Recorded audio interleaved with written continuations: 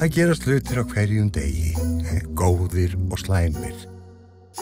Og þegar eitthvað kemur fyrir, þá viltu vera hjá TM. Þá var það Guðlaugur.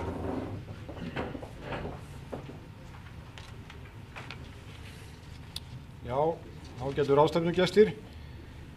Ég gleymdi honum Gunnari áðan að þakka fyrir það þakklæti sem hann sýndi okkur Kristni hérna.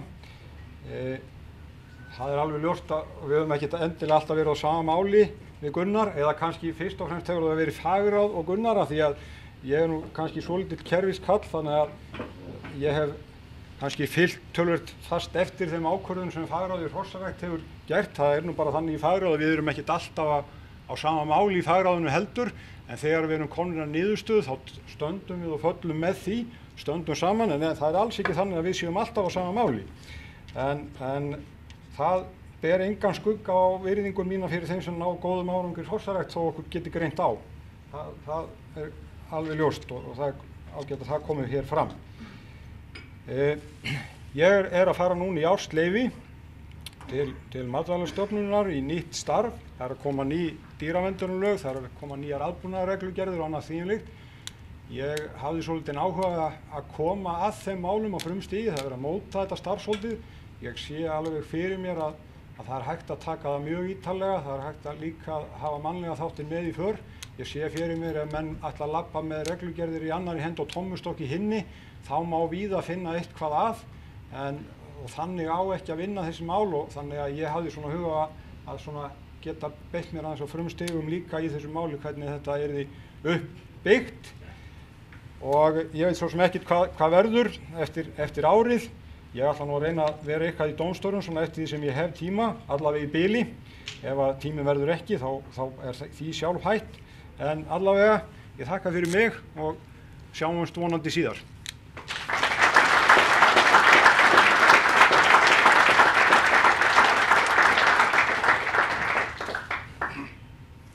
Já, góðir félagar.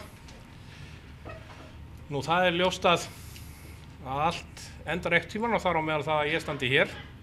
Að þetta eru mér síðust orð í þessu sæti hér sem formaður fagráðs. Ég vil nú byrja á því að óska Sveini Steinarsinni eftirmönnum til hamingju með nýja starfið og getur sagt honum það er kannski svona erilsamt stundum en það skemmtilegt. Þér eru að brosa með það, Sveinn.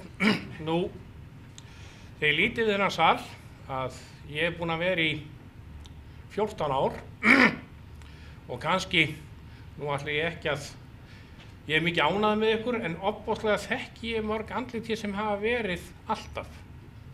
Og alltaf verið ég nú jafn ánægður með það, en jafnframt ekki nú ánægður með það að skuli ekki fjölga meira.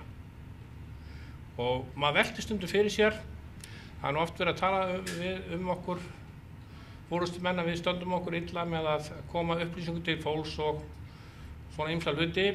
Og þar á meðal hefur náttúrulega fagráð oft fengið þær gagnrýni og kannski var það, en mér finnst reyndar, minnst kosti svona, í seinna ár höfum við reynt að standa okkur mjög vel í því og viljað fá umræðu og hugmyndir frá grasrótinni, bæði á þessari ráðstefnu og kannski ekki síður á þeim fundum sem við förum landið. Og ég hvet ykkur sem hér eru að reyna að bera það út að það til einhvers að koma hingað. En ég ætla nú ekki að vera að halda að langa ræðu. Ég kom hér bara upp til að þakka fyrir skemmtilega tíma, þakka mínu samstarfsfólki í fagráði ykkur öllum sem hér eru, og síðast en ekki síst hérna félögum mínum, Guðlaugi og Víkingi, og takk fyrir.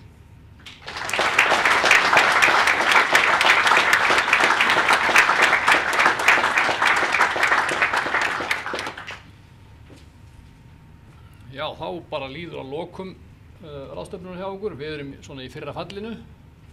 Ég held að sé bara vegna þess að við erum að hugsa svo mikið. Við fengum innblástur og við þurfum aðeins tíma og ráðrúm.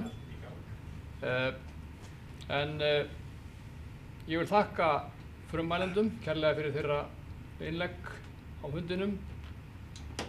Ítreka hamingjuóskir til allra sem að fengu hér viðurkenningar og verðlaun.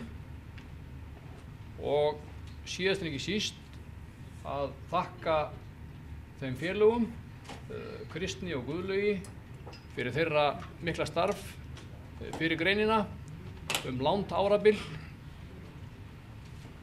og ég held að fari vel á því að við slítum ráðstefninu bara með þakklætis lófaklappi til þessara höfðingja hérna. Takk fyrir.